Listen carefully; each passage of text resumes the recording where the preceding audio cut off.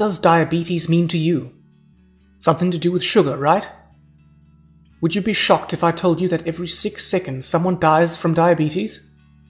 1 in 11 adults worldwide has diabetes, with 1 in 2 not being diagnosed. So it is important that we all know what it is, how it can be detected, and how we can control it. Diabetes is a condition where levels of blood glucose are too high, because the body cannot use it properly. This could be because the pancreas doesn't produce enough or any insulin, or the insulin is not working properly. Insulin helps glucose leave our blood and enter into our body's cells. Let's have a look at this process in a little more detail. Your body digests carbohydrates, breaking it down into glucose. Your liver also produces glucose. Insulin is a hormone produced by the pancreas that allows glucose to enter into our body's cells. Here it is used to provide energy to undergo our normal life processes, like growth and repair.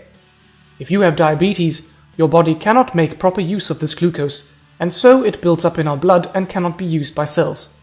There are 2 main types of diabetes. Type 1 is when there is no insulin at all, whereas type 2 is when there is insulin present, but either there isn't enough or it isn't working properly. Type 1 diabetes is an autoimmune response, where the body destroys its own insulin-making cells. This type has nothing to do with diet or lifestyle, and currently there is no cure. Just daily treatment on insulin injections or pumps.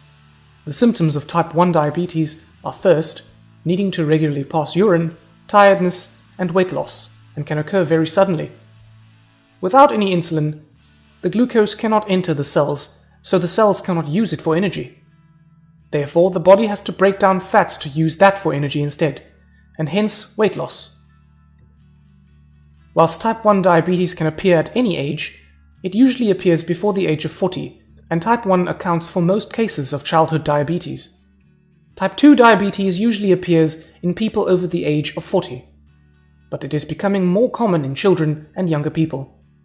It accounts for between 85 and 95% of all diabetes and is treated with a healthy diet and regular exercise. Medication and/or insulin are also often used. Where the development of type 1 diabetes is often sudden and dramatic, the symptoms for type 2 are much more mild, making it harder to detect. There are some key risk factors associated with type 2 diabetes, including a family history of diabetes, being overweight, having an unhealthy diet, not doing much or any physical activity, age, high blood pressure, and ethnicity, where South Asians have a greater risk. Due to the risk factors, you may not be surprised to hear that lifestyle changes can help prevent the development of type 2 diabetes by achieving a healthy body weight. 30 minutes of exercise a day can reduce your risk of developing type 2 diabetes by 40%. So now you should know the difference between type 1 and type 2 diabetes, and that by maintaining a healthy lifestyle, you can reduce your risk of getting type 2 diabetes.